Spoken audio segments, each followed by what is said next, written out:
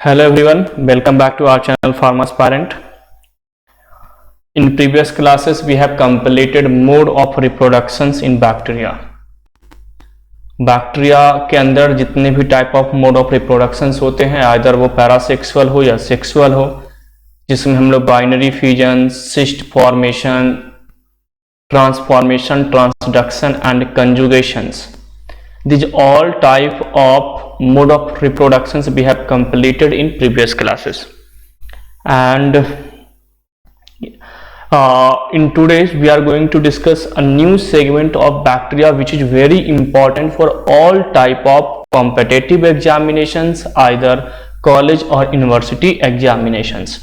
Which one is structures of bacteria? Very important portion. Structure of bacteria. ये structure of bacteria जो है बहुत important concept है, क्योंकि जब हम 6th सेम में जाएंगे, फार्माकोलॉजी जब हम पढ़ेंगे बी फार्मेसी के 6th सेमेस्टर में, या तो अगर आप एमबीबीएस के स्टूडेंट हैं तो माइक्रोबायोलॉजी के बाद आप फार्माकोलॉजी सेकेंड ईयर में पढ़ोगे, तो वहां पर एंटीबायोटिक्स ड्रग यानी ड्रग एक्टिंग ऑन बैक्टीरिया जो हम पढ़ेंगे, एंटीबैक्टीरियल ड्रग, उसमें इस कॉन्सेप्ट का बहुत रोल आएगा। क्योंकि अगर हमें यही नहीं मालूम होगा कि बैक्टीरिया का स्ट्रक्चर कैसा है तो उसको हम मारेंगे कैसे, उसके ऊपर हम कोई मॉलिक्यूल्स कैसे बाइंड कराएंगे। तो मैं हमेशा बताता हूं कि फार्माकोलॉजी बीइंग अ फार्मासिस्ट हमें यह समझना है कि हम अगर कोई डिसऑर्डर किसी को हुआ है या कोई डिजीज हुआ है, तो जो डिजीज कॉज करने वाला जो एजेंट है उस एजेंट के बारे में नॉलेज होनी चाहिए। जैसे बोला जाता है ना कि दोस्त की खबर रखो ना करो, लेकिन दुश्मन की खबर जरूर रखो, ऐसा बोला जाता है, एक कहावत है। तो यानी दुश्मन की खबर रखना बहुत जरूरी है। दुश्मन की खबर का मतलब वो क्या कर रहा है, उसकी एडवांटेजेस क्या है, उसका वीक पॉइंट क्या है, ये सारी चीजें। तो वैसे ही ये जो माइक्रोब्स हैं, ये बैक्टीरिया हैं, ये जो डिजीज हैं, ये डिसऑर्डर है, ये हमारे दुश्मन है जी, हमारे एंटी हैं। तो इनकी खबर रखना बहुत जरूरी है, इनके बारे में जानना बहुत जरूरी है। अगर हम इनको नहीं जानेंगे तो हमें बहुत परेशानी आने वाले टाइम पे हो सकती है, हमें फार्माकोलॉजी पर समझ में नहीं आएगी। और जो हमारा एक ड्रीम है रिसर्च एंड डेवलपमेंट में जाने का, R&D में जाने का, ये ड्रीम हो सकता है हमारा फुलफिल ना हो पाए। तो बहुत अच्छे से समझेंगे, इसकी इंपॉर्टेंस मैंने बता दिया ताकि आपको इसको पढ़ने में इंटरेस्ट है। तो सबसे पहले सिंपल हम क्या करते हैं, बैक्टीरिया का स्ट्रक्चर देखना स्टार्ट करते हैं। अब देखो, बैक्टीरिया का स्ट्रक्चर मैं वैसे नहीं बताऊंगा कि एक डायग्राम बताया और उसके अंदर सारी चीजें लिख दिया, उसकी लेबलिंग कर दी, नेम मेंशन कर दिए कि यहाँ पर ये है, वहां पर वो है, यहाँ पर ये है, ऐसा नहीं। हमें थोड़ा सा एडवांस लेवल पे पढ़ना होगा। अब हम 11th-12th से ऊपर हैं, हम यहाँ पर ग्रेजुएशन लेवल पे बैक्टीरिया पढ़ रहे हैं। हम नर्सिंग, अगर आप नर्सिंग के स्टूडेंट हो तो नर्सिंग के स्टूडेंट माइक्रोबायोलॉजी, फिजियोथेरेपी में माइक्रोबायोलॉजी, या जो बीएससी माइक्रोबायोलॉजी कर रहे हैं, बीएससी बायोटेक्नोलॉजी कर रहे हैं, बी फार्मेसी कर रहे हैं, या तो एमबीबीएस कर रहे हैं, बीएमएस कर रहे हैं, मतलब हर जगह माइक्रोबायोलॉजी का रोल है। बीएमएलटी अगर आप कर रहे हो वहां भी माइक्रोबायोलॉजी का, यानी हर जगह माइक्रोबायोलॉजी है और हर जगह हमें बैक्टीरिया को क्या करना है, डिस्कस करना है, वो भी बहुत डिटेल में। तो अब हमें क्या करना है, एक एक कॉन्सेप्ट को बहुत अच्छे से समझना है। तो सबसे पहला मैं यहाँ पे जो पार्ट है जी, वो मैं उठाता हूं बच्चों, फर्स्ट पार्ट जो है बेटा वो मैं उठा रहा हूं यहाँ पर एक्सटर्नल स्ट्रक्चर। फर्स्ट पार्ट हम लोग क्या देखेंगे, एक्सटर्नल स्ट्रक्चर। सबसे पहले एक्सटर्नल स्ट्रक्चर देख लेते हैं, और जब एक्सटर्नल स्ट्रक्चर हो जाएगा तो इंटरनल स्ट्रक्चर, यानी बैक्टीरिया की स्ट्रक्चर्स पढ़ने के लिए सबसे पहले हम लोग 2 सेगमेंट में बैक्टीरिया को डिवाइड कर दिए। एक है एक्सटर्नल स्ट्रक्चर, और एक्सटर्नल स्ट्रक्चर का मीनिंग आपको क्लियर है कि external structure means outside the internal organ, यानी कि आउटसाइड द बॉडी, बॉडी के बाहर जो चीजें है वो एक्सटर्नल, जैसे एपिडर्मिस लेयर है, स्किन है, ये हेयर है, नेल्स हैं, हमारी बॉडी में ये एक्सटर्नल स्ट्रक्चर है। तो वैसे ही बैक्टीरिया की भी हम सबसे पहले क्या देखेंगे, एक्सटर्नल स्ट्रक्चर। जब एक्सटर्नल स्ट्रक्चर अपना कंप्लीट हो जाएगा तब हम इंटरनल स्ट्रक्चर की ओर मूव करेंगे। तो एक्सटर्नल स्ट्रक्चर में बोला जाता है कि एक्सटर्नल स्ट्रक्चर ऑफ बैक्टीरिया में बेसिकली क्या क्या देखने को मिलते हैं। तो सबसे पहले एक्सटर्नल स्ट्रक्चर में आता है ग्लाइकोकैलिक्स। क्या देखने को मिलते हैं? ग्लाइकोकैलिक्स। बहुत सारे ऐसे वर्ड होंगे जो आप पहली बार सुन रहे होंगे। हो सकता है आप में से बहुत सारे बच्चे ग्लाइकोकैलिक्स नहीं जानते होंगे, जबकि हमने 11th-12th में बायोलॉजिकल क्लासिफिकेशन में इसके अलावा माइक्रोब्स इन ह्यूमन वेलफेयर जो चैप्टर है 11th क्लास में, उसमें आपने ये पढ़ा होगा। Disease and disorder class 12th में जो है उसमें भी आपने पढ़े होंगे। लेकिन ग्लाइकोकैलिक्स हो सकता है आपके लिए नया वर्ड हो। अभी मैं आपको इन सब का मीनिंग क्लियर करूंगा, तो ये सारे टर्म्स जो हैं आपको लगेंगे कि हाँ ये सारे वर्ड तो हमने ऑलरेडी कहीं पढ़े हैं।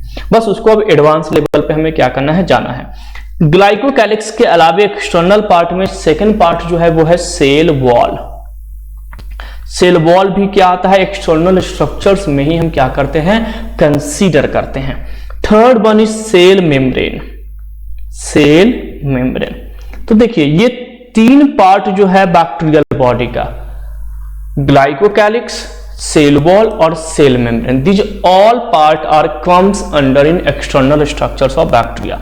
बैक्टीरिया के एक्सटर्नल स्ट्रक्चर में ही हम ग्लाइकोकैलिक्स, सेल वॉल और सेल मेम्ब्रेन को कंसीडर करते हैं। यानी जिस दिन हम सेल मेम्ब्रेन कंप्लीट कर लेंगे उस दिन हमारा ये एक्सटर्नल स्ट्रक्चर कंप्लीट हो जाएगा, उसके बाद हम इंटरनल स्ट्रक्चर की ओर मूव करेंगे, है ना। अब सुनिए ये ग्लाइकोकैलिक्स में क्या क्या होता है। तो ग्लाइकोकैलिक्स में बेसिकली आपको तीन चीजें पढ़नी है। कैप्सूल क्या डिस्कस करना है, कैप्सूल डिस्कस करना है।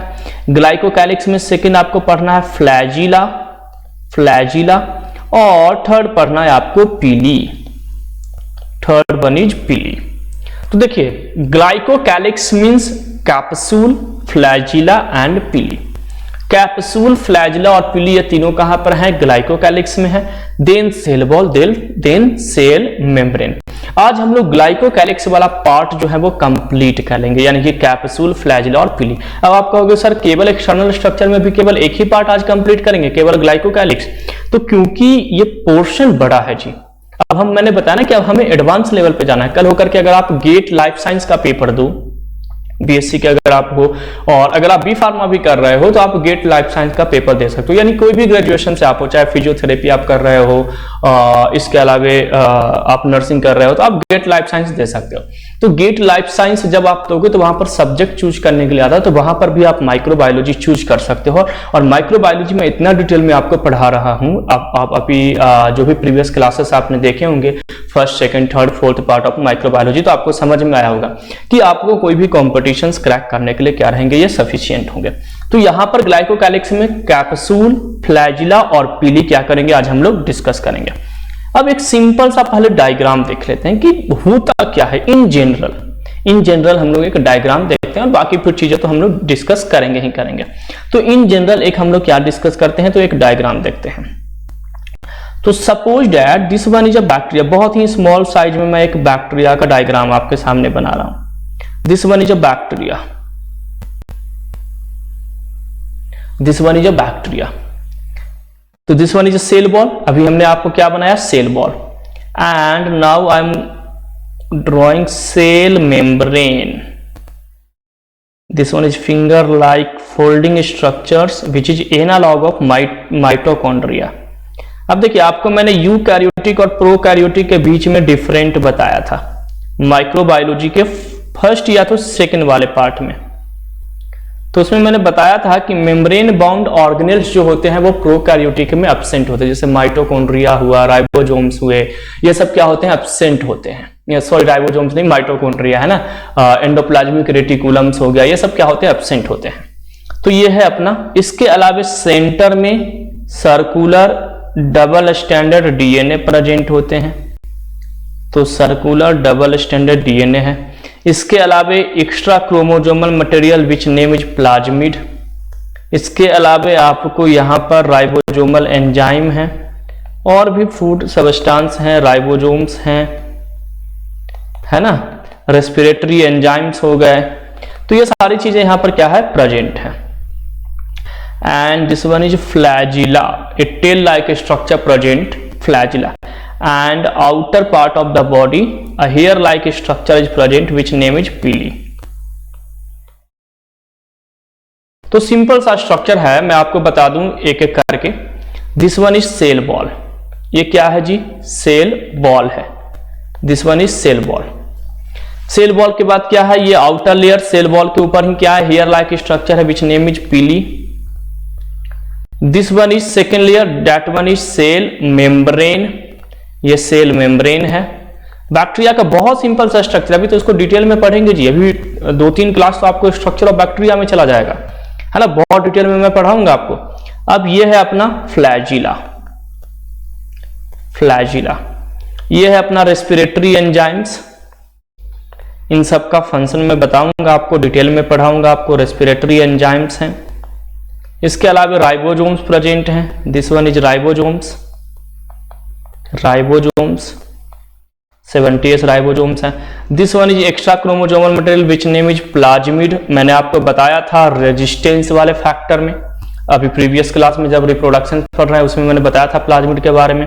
This one is mesosome, mesosome actually ये एनालॉग है माइटोकॉन्ड्रिया का, जो फंक्शन माइटोकॉन्ड्रिया की हमारी बॉडी में होती है यानी कि एटीपी का फॉर्मेशन करना, वही फंक्शन यहाँ पर बैक्टीरिया में किसका होता है, मीजोसोम्स का होता है ना। And this one is circular DNA, this one is circular naked, circular भी है नेकेड भी है, एंड डबल स्टैंडर्ड, याद रखेंगे double standard DNA, double standard DNA. तो ये हो गया आपका एक बेसिक स्ट्रक्चर बैक्टीरिया का, जितना तो हमें मतलब आई थिंक आपको पहले से भी मालूम होगा, और इनके हम अभी पार्ट पढ़ेंगे, डिस्कस करेंगे, एक एक पॉइंट को हम लोग क्या करेंगे यहाँ पर स्टार्ट करेंगे अच्छे से डिटेल में। तो ये क्या हो गया बेसिक स्ट्रक्चर। अब मैंने आपको क्या बताया कि ग्लाइकोकैलिक्स में टोटल कितने पार्ट है, 3 पार्ट, कैप्सूल, फ्लैजिला एंड पीली। तो ये कैप्सूल क्या होते हैं, फ्लैजिला और पीली तो आपको दिख गया कि दिस वन इज पीली and this one is flagella, ये तो आपको दिख गया। लेकिन कैप्सूल, तो सुनना बेटा, बैक्टीरियल बॉडी पे, बैक्टीरियल बॉडी को प्रोटेक्ट करने के लिए एक एक्स्ट्रा लेयर प्रेजेंट होता है, सभी बैक्टीरिया में नहीं, कुछ बैक्टीरिया में, जिसको हम बोलते हैं कैप्सूल। तो here I am drawing extra layer, चलिए मैं हाफ में ही ले रहा हूं, फुल नहीं ले रहा हूं, है ना। तो this one is a capsule, extra layer और extra protected layer which present on the cell wall or outer surface of the bacterial body is known as capsule। तो देखिए एक्सटर्नल स्ट्रक्चर में हमें क्या क्या डिस्कस करना है, तो आपको भी मालूम है एक्सटर्नल स्ट्रक्चर में हमें डिस्कस करना है सेल वॉल, पीली, फ्लैजिला, सेल मेम्ब्रेन, है ना, ये हमें क्या करना है, डिस्कस करना है। और एक हमारा हो गया दिस वन इज कैप्सूल, ये अपना क्या है जी, कैप्सूल। तो कैप्सूल भी क्या है, एक्सटर्नल स्ट्रक्चर है, तो ये भी हमें क्या करना है, एक्सटर्नल स्ट्रक्चर में, यानी आज वाली क्लास में हम लोग इनको क्या करेंगे, डिस्कस करेंगे, ग्लाइकोकैलिक्स वाला पार्ट। तो ये तो हो गया एक सिंपल स्ट्रक्चर। एक एक्स्ट्रा लेयर है, ये फुल में होता है, मतलब इस टाइप से ये पूरे में प्रेजेंट होते हैं, मैंने तो जस्ट हाफ आपको बताया ताकि आपको यहाँ पर कोई प्रॉब्लम ना हो, है ना। तो ये क्या है, एक एक्स्ट्रा लेयर प्रेजेंट होता है जिसको हम क्या कहते हैं, कैप्सूल। आई होप आपको ये डायग्राम का कुछ इंपॉर्टेंट पॉइंट है जो समझ में आ गया होगा। आप अपने कॉलेज एग्जामिनेशंस में, यूनिवर्सिटी के एग्जामिनेशंस में इतना भी पॉइंट लिख दोगे तो आपके लिए सफिशिएंट है। लेकिन आपको जीपीटी करना है, अगर आपको कॉम्पिटिटिव एग्जामिनेशंस क्रैक करना है, तब आपको थोड़ा सा एक्स्ट्रा आपको क्या करना होगा, स्टडी करना होगा। चलिए, तो अब हम लोग सबसे पहला कॉन्सेप्ट पे आते हैं, दैट नेम इज कैप्सूल। तो फर्स्ट हम लोग डिस्कस कर रहे हैं दैट इज कैप्सूल, है ना। और कैप्सूल पढ़ना हमारे लिए बहुत ही ज्यादा इंपॉर्टेंट है। एक एक प्रॉपर्टी जो इसका है, कैप्सूल हो चाहे फ्लैजिला हो या पिलीन हो, इन सब का पढ़ना हमारे लिए बहुत जरूरी है। तो कैप्सूल का फर्स्ट पॉइंट याद रखना, जितना मैं पॉइंट आपको बता रहा हूं इतना ही आपको ध्यान रखना, इससे ज्यादा आपको नहीं याद रखना है। कैप्सूल का फर्स्ट पॉइंट है, it is made up of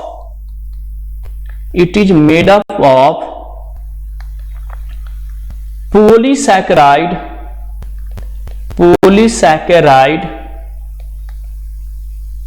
and polypeptide। polypeptide it means proteins and polysaccharide it means carbohydrates।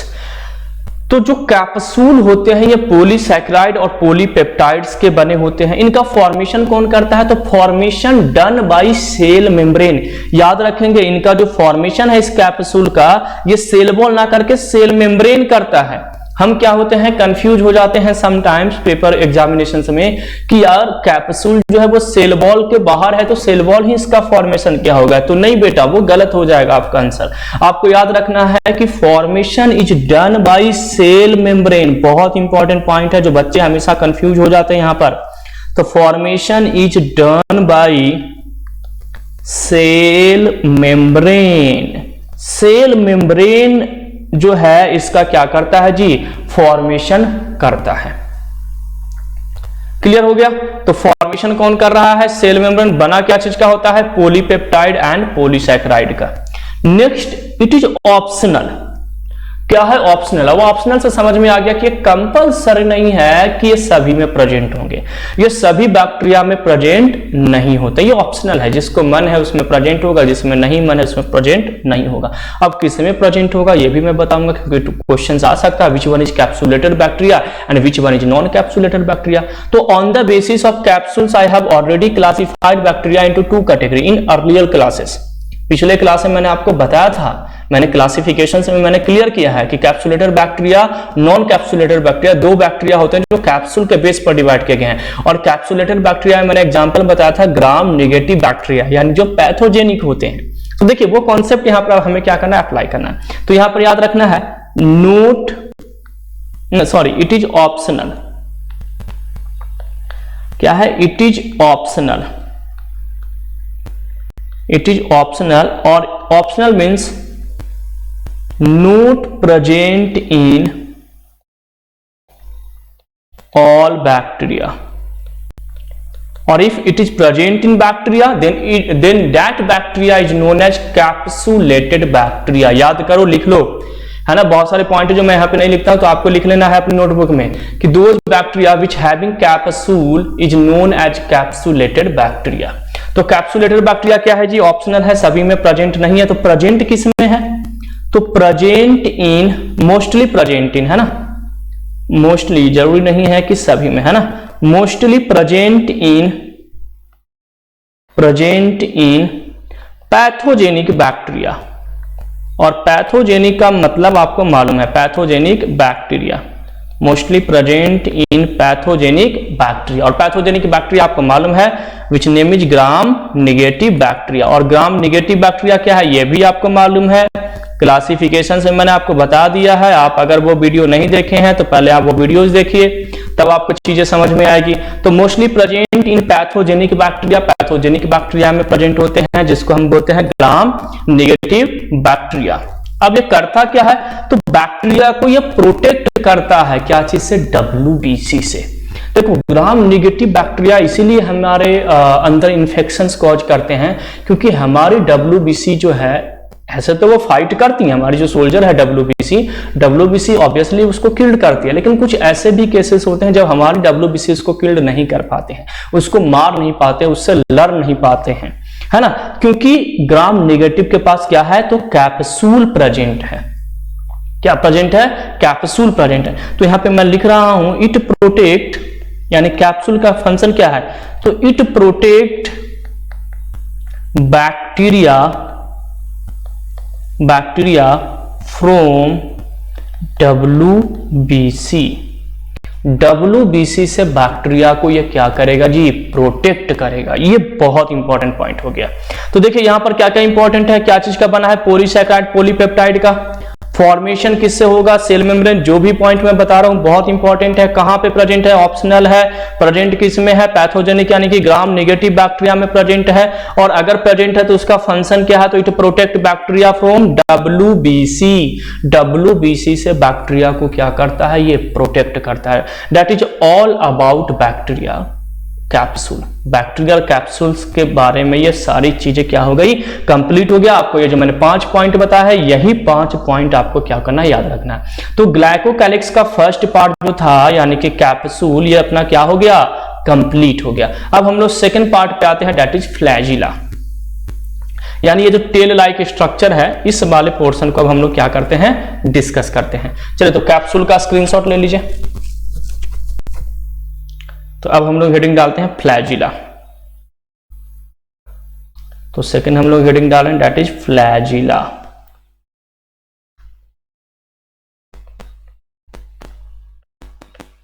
चलिए फ्लैजिला की अगर बात की जाए तो इसमें भी वही पॉइंट देख लेते हैं, पॉइंट जो हमारे लिए इंपॉर्टेंट है। फर्स्ट पॉइंट है, फ्लैजिला क्या करता है, मोटिलिटी में हेल्प करता है, बैक्टीरिया को मूवमेंट करने में हेल्प करता है।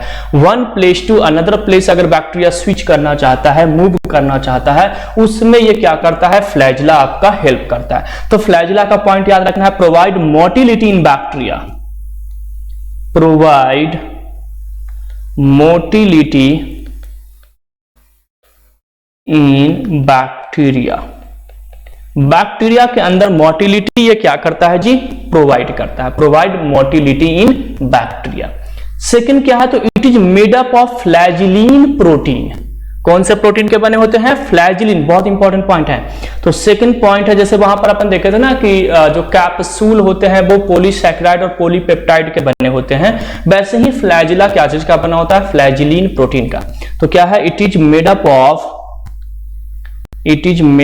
Of flagellin protein, flagellin protein. और ये फ्लैजिलीन प्रोटीन क्या है, तो it is analog of tubulin protein of eukaryotic cell. Eukaryotic cell में जो ट्यूबुलिन प्रोटीन प्रेजेंट है, उस प्रोटीन का एनालॉग क्या है, फ्लैजिलीन। तो याद रखेंगे, तो फ्लैजिला क्या चीज का बना है, तो फ्लैजिला से ही नाम है फ्लैजिलीन प्रोटीन। एंड सेकंड पॉइंट याद रखना है, इट इज एनालॉग, फ्लैजिला नहीं है, फ्लैजिलीन प्रोटीन है, एनालॉग है ना, याद रखेंगे। यहां पर आप कंफ्यूज हो जाओगे, मैं यहां पे लिख देता हूं फ्लैजिलीन प्रोटीन, है ना। तो flagellin protein is analog of, किसका एनालॉग होगा, तो flagellin protein is analog of tubulin of eukaryotic cell.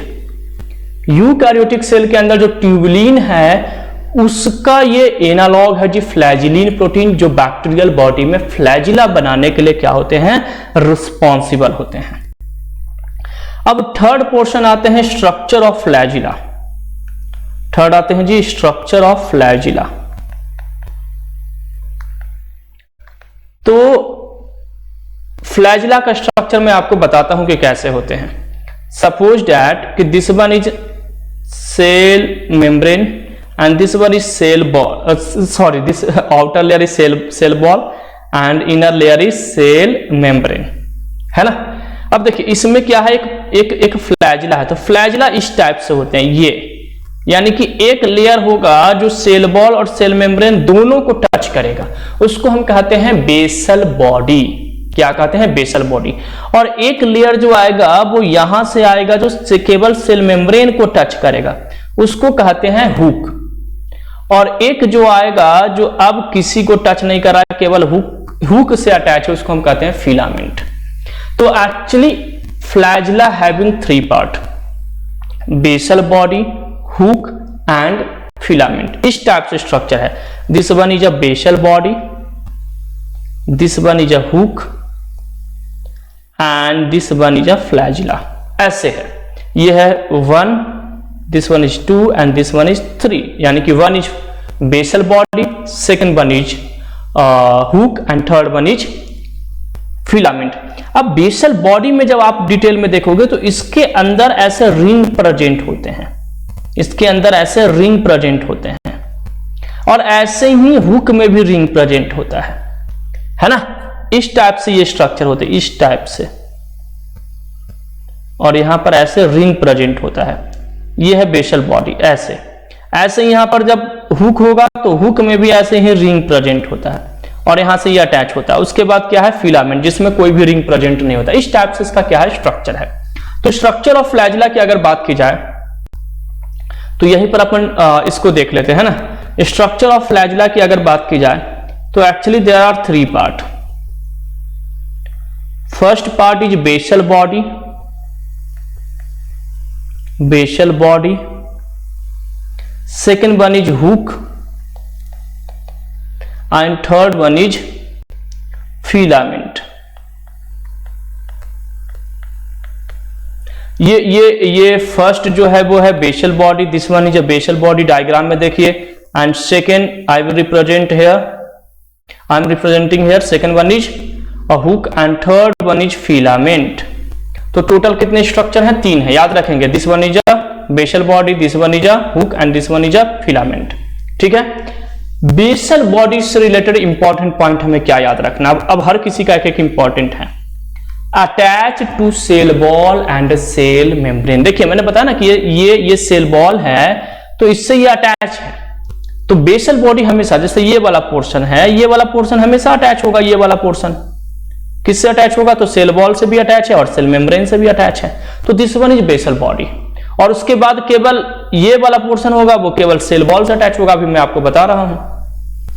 तो सेल वॉल, बेसल बॉडी में फर्स्ट पॉइंट आपको याद रखना है, attached to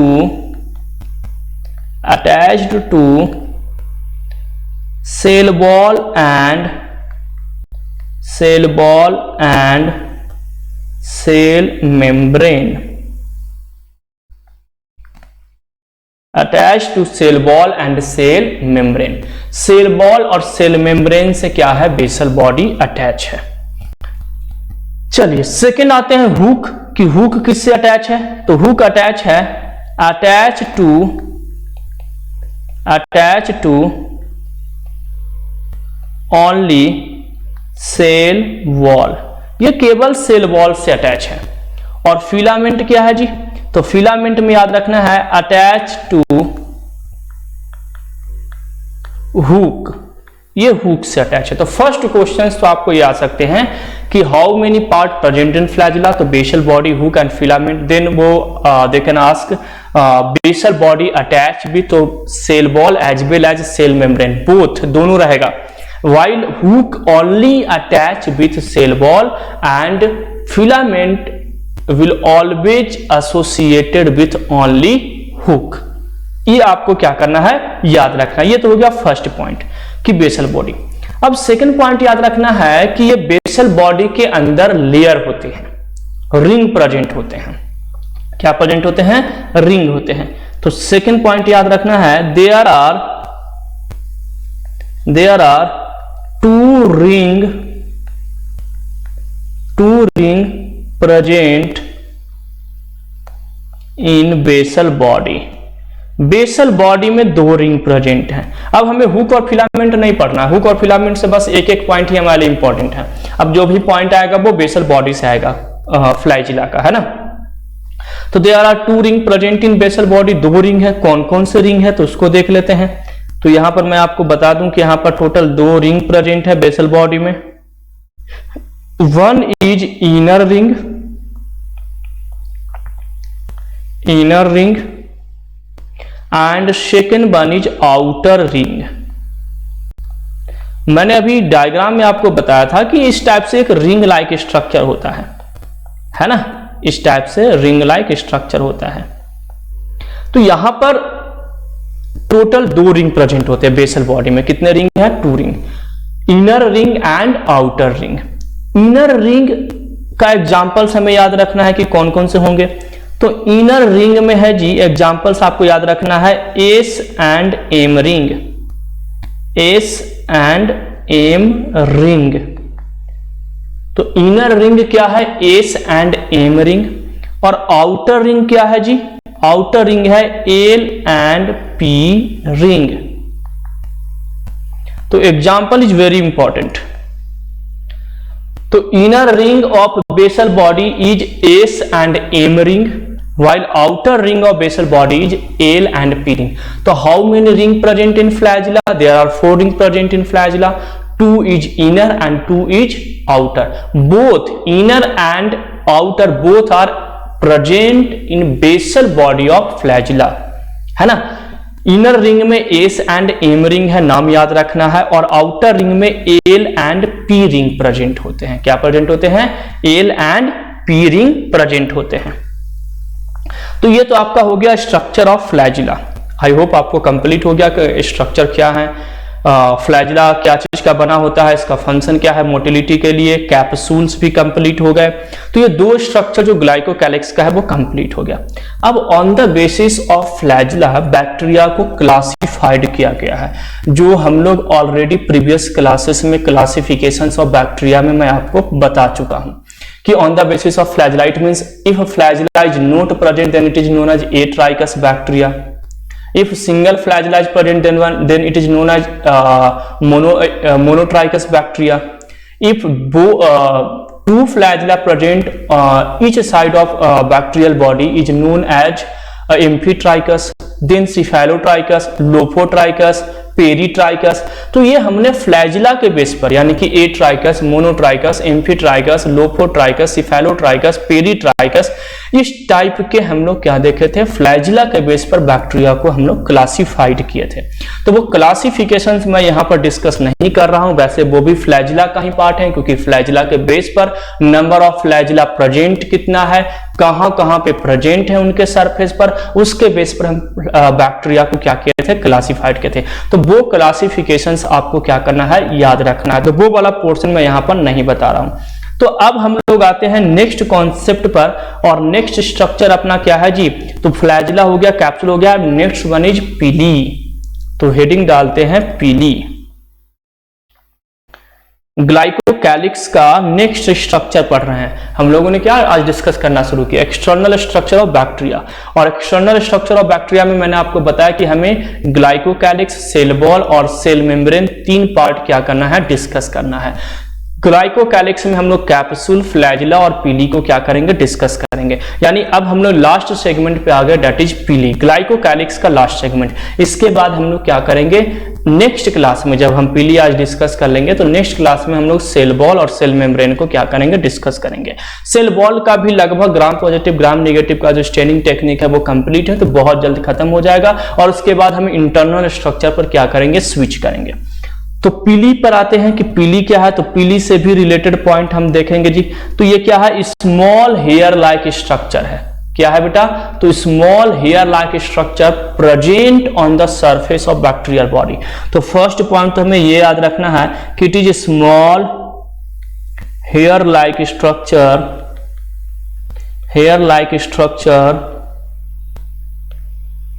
present on the surface of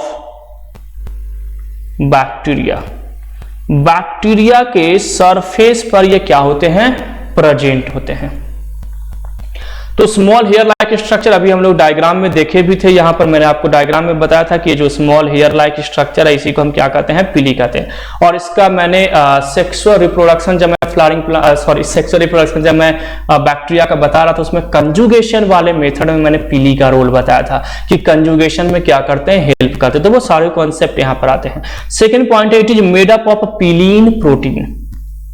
made up of, it is made up of pillin protein. It is made up of pillin protein. ये पिलीन proteins के क्या होते हैं, बने होते हैं। It is made up of pilin proteins, किसके बने होते हैं, पिलीन प्रोटीन। तो small hair like structure present on the surface of bacteria, bacteria के सरफेस पे प्रेजेंट है और ये पिलीन प्रोटीन्स के बने होते हैं। किसके बने होते हैं, पिलीन प्रोटीन्स के बने होते हैं। नेक्स्ट आते हैं कि ये पीली टाइप्स कितने होते हैं, यानी कि टाइप ऑफ पीली। तो क्या चीज का बना हुआ है ये भी हमें याद रखना है। नेक्स्ट हम लोग आते हैं जी टाइप ऑफ पीली।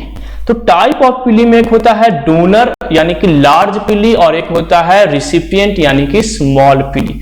इनका टाइप जो है पीली है ना, इनका जो टाइप है इनके साइज के बेस पर किया गया है। किसके बेस पर किया गया है, on the basis of size. तो यहां पर मैं आपको बता दूं कि there are two type of pili on the basis of size, on the basis of size. और बहुत इंपॉर्टेंट है। अच्छा, ये सारे कॉन्सेप्ट जब आपको मालूम होगा ना तो फार्माकोलॉजी 6 सेमेस्टर का पढ़ने में बड़ा मजा आ जाएगा, है ना। एंटीबायोटिक्स जो ड्रग है, एंटी माइक्रोबियल ड्रग्स जो है वो पढ़ने में बहुत अच्छा लगेगा। माइक्रोबायोलॉजी पे अगर आपको कमांड होगा तो, क्योंकि वहां पर एंटी फंगल ड्रग पढ़ना है, एंटी अमेबिक ड्रग पढ़ना है, एंटी प्रोटोजोअल्स ड्रग में एंटी मलेरियल ड्रग पढ़ना है, एंटी बैक्टीरियल ड्रग पढ़ना है, एंटी वायरल ड्रग पढ़ना है। और ये सारे जो हैं, चाहे वो वायरस हो, चाहे फंजाई हो, चाहे वो प्रोटोजोन्स हो, चाहे वो मलेरिया वाले हो, चाहे वो बैक्टीरिया हो, ये सब के सब हमें कहाँ पे पढ़ना है, माइक्रोबायोलॉजी में। इसलिए मैं बता रहा हूँ कि एक एक स्ट्रक्चर बहुत अच्छे से समझना, तब वहां पर देखना फार्माकोलॉजी आपको कितना आसान लगेगा, और आपका जो R&D डिपार्टमेंट में जाने का जो विश है, सपना है, वो आपका पूरा होगा। क्योंकि हमें सोचना होता है, R&D कोई जॉब नहीं है कि हम रटा रटाया वहां पर जाकर के डेली हम लिख रहे हैं, डेली ये करें। हमें इन्वेंशंस करने हैं, कुछ नया सोचना है, कुछ नया करना है। वही इंसान वहां पर क्या कर सकता है, R&D डिपार्टमेंट में जा सकता है। तो R&D डिपार्टमेंट हमारे लिए बहुत इंपॉर्टेंट है, और मतलब बहुत अच्छा ईरा है हमें काम करने का, और उसमें जाना है तो आपको इन सब पे काम, इन सब पे कॉन्सेप्ट आपका बहुत क्लियर होना चाहिए। तो टाइप ऑफ पीली में है on the basis of size, one is large pili and second one is small और शॉर्ट पीली। लार्ज जो पीली होते हैं ये होते हैं डोनर बैक्टीरिया। जैसे आप रेजिस्टेंस वाला कॉन्सेप्ट याद करो कि एक बैक्टीरिया है जिसने आर फैक्टर डेवलप किया, तो ये अपना आर फैक्टर उस बैक्टीरिया को डोनेट कर देता है जिसके पास आर फैक्टर प्रेजेंट नहीं है, यानी जिसके पास रेजिस्टेंस प्रेजेंट नहीं होता है। याद आया कॉन्सेप्ट में? पिछले ही क्लास में मैं बताया हूं पैरासेक्स और रिप्रोडक्शन में, है ना। तो जो डोनेट करता है वो होता है लार्ज, उसके पास क्या होता है, large pili. Donor bacteria having large pili as compare to recipient bacteria, याद रखेंगे। और स्मॉल बैक्टीरिया का मतलब हुआ रिसिपिएंट बैक्टीरिया।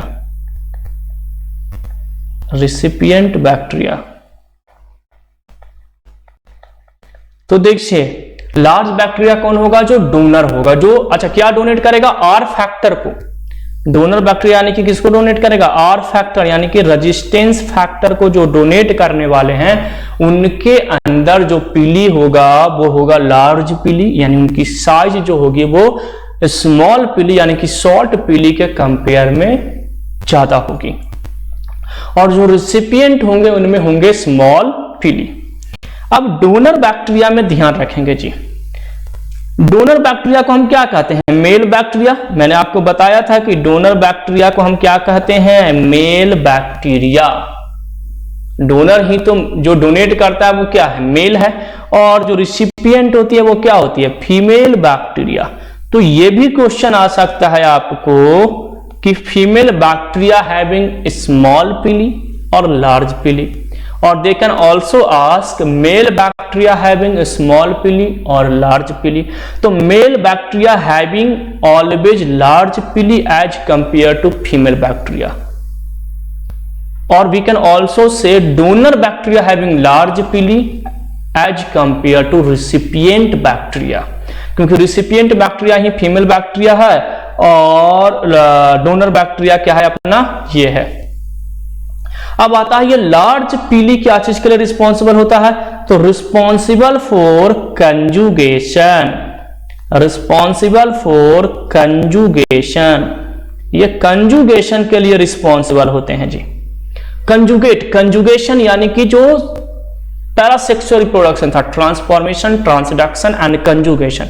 मैंने थ्री टाइप ऑफ आपको क्या बताया था, पैरासेक्सुअल रिप्रोडक्शन बताया था। तो पैरासेक्सुअल रिप्रोडक्शन में जो कंजुगेशन वाला पोर्शन है वो किसके थ्रू होता है, तो मेल बैक्टीरिया के पीली के थ्रू होगा। याद रखेंगे कंजुगेशन में हमेशा किसका रोल होगा, तो डोनर बैक्टीरिया का। और डोनर बैक्टीरिया कौन है जी, तो आपको भी मालूम है कि डोनर बैक्टीरिया अपना क्या है, मेल बैक्टीरिया। तो इसका क्या है, तो रिस्पॉन्सिबल फॉर अटैचमेंट, ये अटैचमेंट के लिए होते हैं। अब कहोगे सर कंजुगेशन और अटैचमेंट में क्या अंतर है, अटैचमेंट मतलब ये किसी होस्ट सेल पे अटैच करवाएगा, जैसे बैक्टीरिया हमारी बॉडी पे आकर अटैच हुआ, तो इस अटैचमेंट में किसका रोल है, स्मॉल पीली का। वो किसके पास है, फीमेल के पास है। किसके पास है, फीमेल।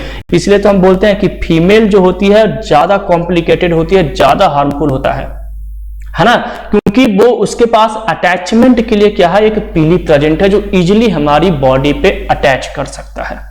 ठीक है, तो फीमेल के पास क्या है, अटैचमेंट, जो पीली प्रेजेंट है फीमेल के पास वो अटैचमेंट में हेल्प करता है। And that those pili which present in male bacteria is responsible for conjugation mode of reproduction. तो ये हो गया जी, मेल कौन होगा, जिसके पास लार्ज होगा, जो डोनर होगा और जो कंजुगेशन में हेल्प करेंगे, और फीमेल जो होंगे वो रिसिपिएंट होंगे, जो अपना और क्या चीज के लिए रिस्पॉन्सिबल होंगे, अटैचमेंट के लिए। एक यूनिक सा पॉइंट है कि मोस्टली ये प्रेजेंट कहां पर होते हैं, तो मोस्टली पीली